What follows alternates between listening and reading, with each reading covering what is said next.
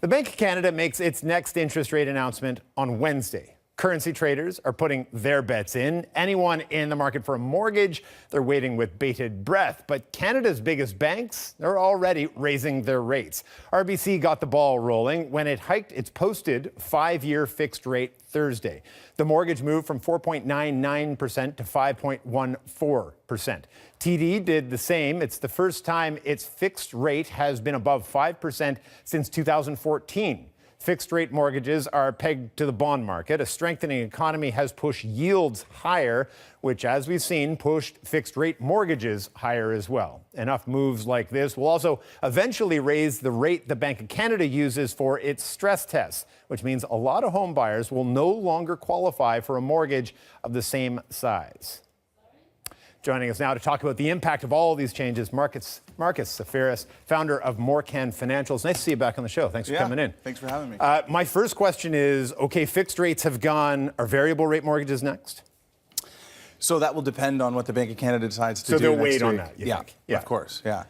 But, I mean, we are clearly now into a scenario and an environment where it's not just ethereal, it's not just a thought concept. Mortgage rates are going up. Yeah, and the impact of those rates going up aren't just on what people are paying, it's what they're qualifying for. So because these banks have now introduced, a 15 basis point increase, it's going to really speak to the affordability of Canadians when they're qualifying for those mortgages now. Well, and you sort of take in the stress test that also says you got to now test at however many points above what the sort of Bank of Canada's average is. Now we have two banks moving. That average is going to go up. So all these people that are now going to have to qualify under the new rules as of January 1st at a higher rate mortgage, we're going to see people that are priced out of the market faster and harder than they were even just a week ago. We're already seeing it. I mean, as of January 1st, they implemented the rule that everyone had to qualify at that Bank of Canada prescribed rate or 2 percentage points above.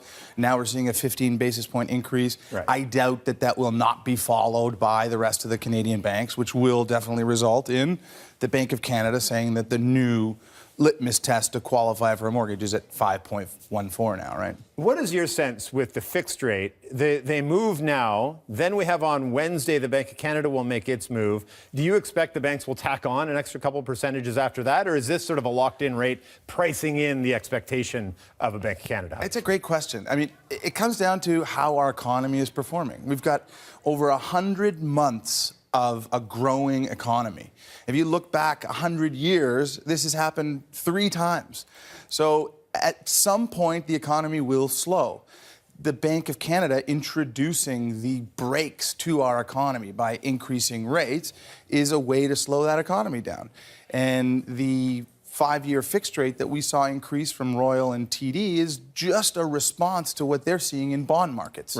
So people are seeing that the market looks like it's getting hot, and they're putting in 15 basis points cushion for themselves because the cost of their money to fund these mortgages is increasing. We see so much of economic activity in Canada tied to the housing market.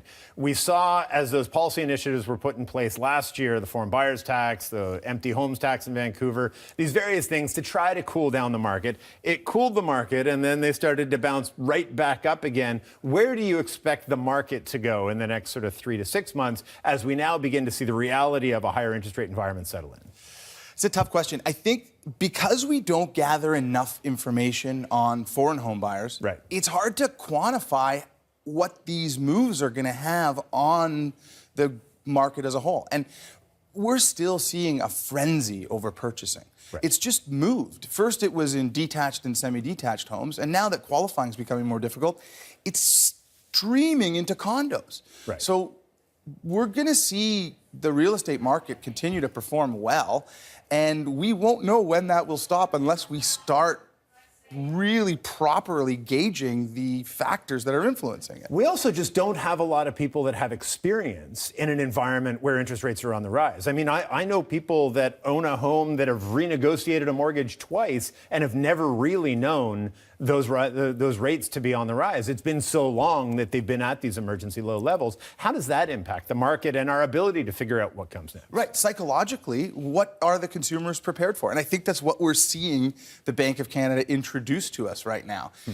The one caution I would put on, saying that, the Bank of Canada will continue to increase rates indefinitely and bond yields are going to continue to spike up is we still have to pay attention that there's a lot of factors influencing our economy to the negative. Right. We still have a massive question mark with NAFTA.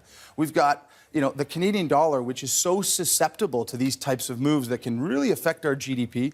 And again, we don't quantify how much of our GDP is reliant on housing. And there's a lot of unknowns tied up in I don't know if we're going to see a massive run-up in rates. And I think, again, we're in 100 months of expansion. Typically, when that ends, we're not going to see the Bank of Canada increasing rates. We're not going to see bond yields spiking. Right. So if we're in a new type of environment where rates are a little bit lower, that's okay too. Indeed. We've got to leave it there. Marcus, great to see you again. Yeah, Thanks for thanks. this. Marcus Tzaferis, founder of MorCan Financial.